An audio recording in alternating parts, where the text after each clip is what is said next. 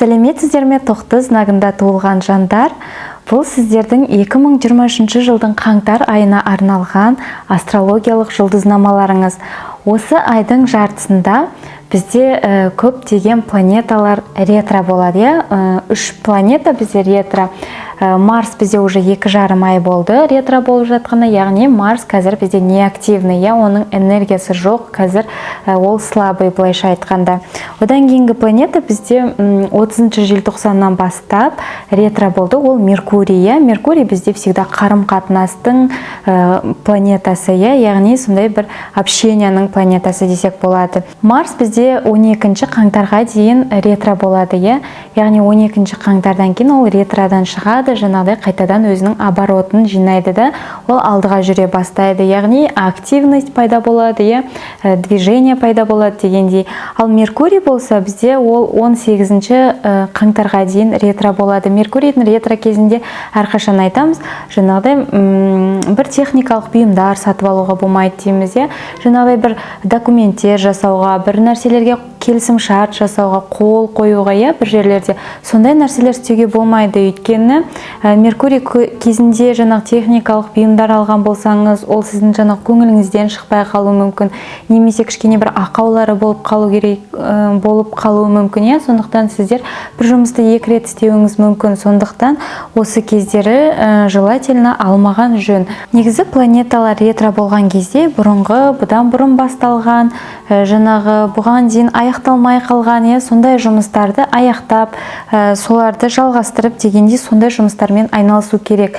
Жаңадан бір нәрсе бастауға болмайды, жаңа идеяны жаңағы воплощать етуге, ондай нәрселер істеуге кеңес бермеймін. Негізі Марс сіздердің планеталарыңыз, яғни ол сіздердің знактарыңыздың басқарушысы. Сондықтан негізі тоқты знактары өздері сондай активный адамдар ғой, бір орында жатпайды, қозғалып қалған, всегда бір движениеде жүретін адамдар. Ал енді Марс олардың планетасы, Марс деген бізде жаңағы действияның планетасы болғандықтан, сіздер кішкене өздеріңізді 2,5 ай бойы кішкене апатияда жүргендей болып, бір жұмыстарыңыз жаңағы болмай жатқан сияқты болып, көңіл күйіңіз болмай, сондай бір состоянияда жүрген болсаңыз, Марстарыңыз алдыға жүргеннен бастап, ондай состояние сіздерде жоқ болады. Өйткені сіздер ондай состоянияда көп уақыт жүре алмайсыздар. Сондықтан сондай қандай да бір жұмыстарыңыз кішкене тоқтап қалып, тормозить етіп қалып жатқан болса, онда 12 қаңтардан бастап барлық жұмыстарыңыз жақсы болатын болады. Одан кейінгі планеталардың бірі, самый позитивный планета бұл Юпитер. Яғни Юпитер деген всегда адамға позитив береді, адамға жаңағыдай подароктар береді, қандай да бір сөзбен айтқанда сіздердің жаңағыдай жолдарыңыз болады, жолдарыңыз ашық болады. Ал ол сіздердің знактарыңызға 21 желтоқсаннан бастап кірді, және сіздердің знактарыңызда, мен алдыңғы видеода да айтқанмын, ол сіздердің знактарыңызда май айына дейін болады. Яғни осы уақыттың ішінде 5 ай бойы сіздерде жақсы бір не болады, энергетика болады. Өйткені сіздердің бірінші домдарыңызға кіреді еще сіздердің знактарыңызда тұр. Енді осы кезді қолдану керек меніңше. Юпитер кірген кезде ол жолдарыңызды ашады, жаңағыдай бір подароктар береді. Айтады ғой, анандай в том же месте, в то же время деген сияқты. Сондай сіздер жаңағы өзіңізге керекті жерде жүретін боласыздар. Жаңағыдай бір айтып тұрмын, жолдарыңыз болатын кездердің бірі. Юпитер кірген кезде міндетті түрде қолдану керек. Яғни осы кездерде сіздерде жаңағы Юпитер еще бізде зачатияға жауап береді, бала көтеру жаңағы, үйленуге жауап береді. Сондықтан бізде Юпитер сіздерде бірінші домда болғандықтан, жаңағыдай осы кезде үйленулеріңіз мүмкін. Өйткені 1-7 домның ойсы бізде жаңағы қарым-қатынастың ойсы. Мен және мен партнерім деген сияқты. Осы кездер сіз өзіңізге күшті бір бизнес партнерлар табуыңыз мүмкін, немесе бірге жұмыс істейтін адам табуыңыз мүмкін.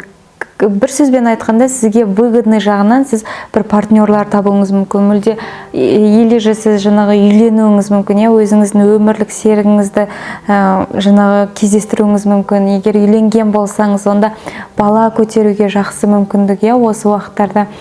Сондықтан осы уақытты қолдану керек. 3 қаңтар күні Венера планетасы сіздердің 11-ші домға кіреді.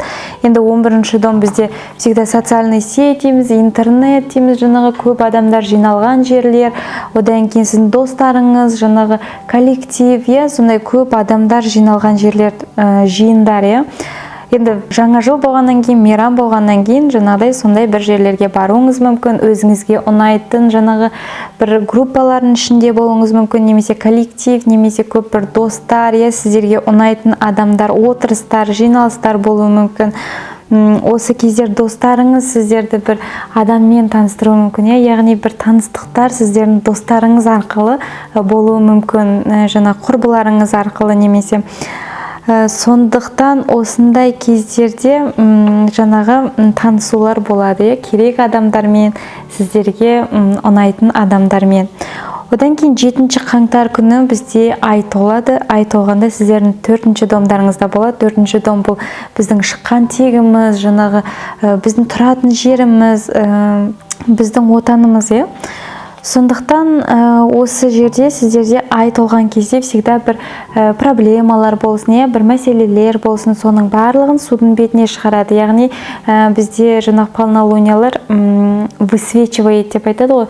Солай бір бітпей қалған шаруалар болса, немесе жаңағы үйіңізге байланысты, мүмкін сіз осы кезде жаңағы үйіңіз бойынша бір проблемалар шығып басқа жерге көшуге тура келуі мүмкін. Немесе сіз басқа жақтан шетелден ораласыз, өзіңіздің туған еліңізге оралуыңыз мүмкін.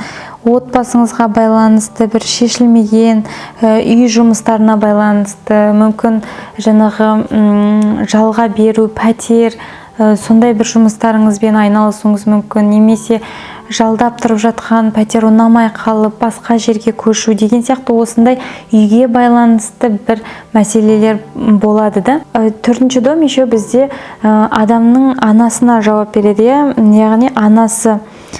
Бұл жерде енді полнолуние бойынша жаңағыдай білмеймін, мамаңызбен бір сөйлесуіңіз мүмкін, арада бір шешілмей қалған мәселелер болса, мүмкін сіз мамаңызға өзіңіздің қандай да бір айтпай жүрген нәрсеңізбен бөлісуіңіз мүмкін, осы кездері.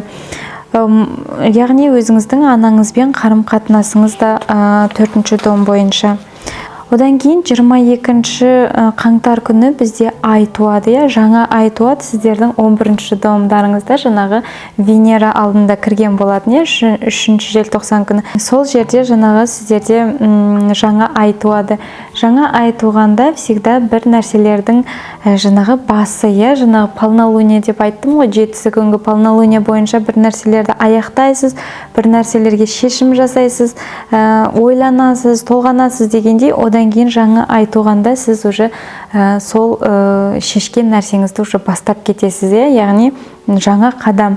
Жаңа ай туғанда 11-ші дом бойынша бәлкім айттым ғой, сіздер жаңа адаммен танысуыңыз мүмкін, өзіңізге ұнайтын адаммен өмірлік серігіңізді кездестіруіңіз мүмкін, немесе бір группаларға қосылуыңыз мүмкін, жаңа достар, сондай бір ортаға түсуіңіз мүмкін, сізге ұнайтын.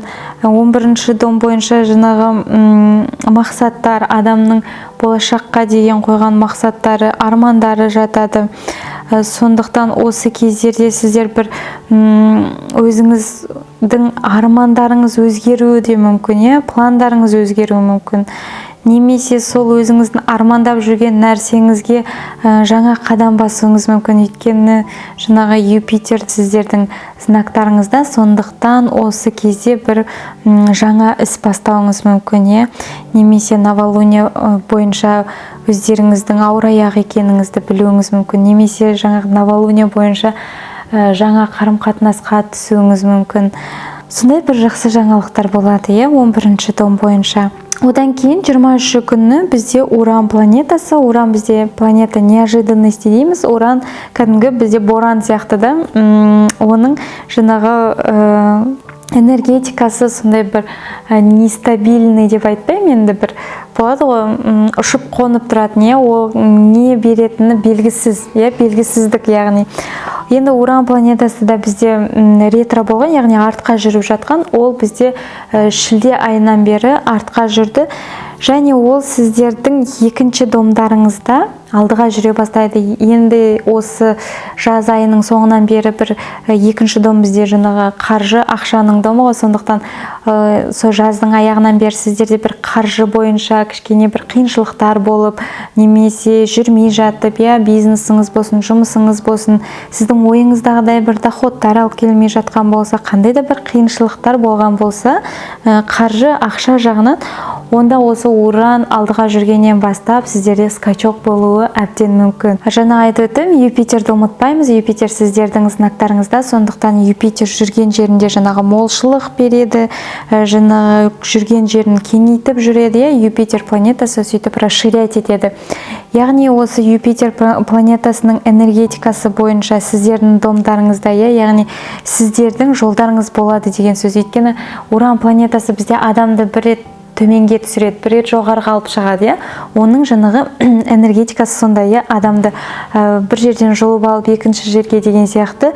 Сондықтан бұл жерде сіздерді Уран бір төмен дноға түсірмейді, қараңғы жаққа, өйткені Юпитер бар, Юпитер компенсировать етеді. Өйткені Юпитер позитивный планета, ол сіздердің знактарыңызда өзін жақсы сезінеді, яғни экзальтацияда, өйткені Юпитер бізде өзі огненный планета, сіздер тоже знактарыңыз огненный знак, сондықтан екеуі бір-бірімен жарасады. Сондықтан ол сіздерге тек жақсы жағынан ашылады. Сондықтан осы жерде Уран сіздерге екінші домдарыңызда күшті бір финансовый бір поток сыйлауы мүмкін. Юпитер бойынша жаңағы финансовый потогыңыз үлкеюі мүмкін, кеңеюі мүмкін, яғни молшылық болуы мүмкін, изобилие дейміз ғой. Ураннан тек қана жақсы нәрсені күтеміз, өйткені Юпитер планетасы сіздерге бұл жерде көмектесіп тұр. Сондықтан осы Юпитер планетасының, Уранның барлық планеталардың энергетикасын қолданып, осы 5-ші айға дейінгі уақытты барынша жаңағы күшті жағынан қолданыңыздар. Осы сәтті жіберіп алмаңыздар, өйткені Юпитер 12 жылда бір рет сіздердің знактарыңызға кіреді. Сондықтан 12 жылдық бір циклда басталды сіздерде. Қандай да бір кішкентай мүмкіншіліктер болса да жіберіп алмаңыздар. Қаңтар айына арналған гороскоптарыңыз осындай. 2023 жылдан тек жақсылық күтейік. 2023 жыл әрқайсыңызға тек жақсылық алып келсін, молшылық алып келсін. Келесі кездескенше сау болыңыздар.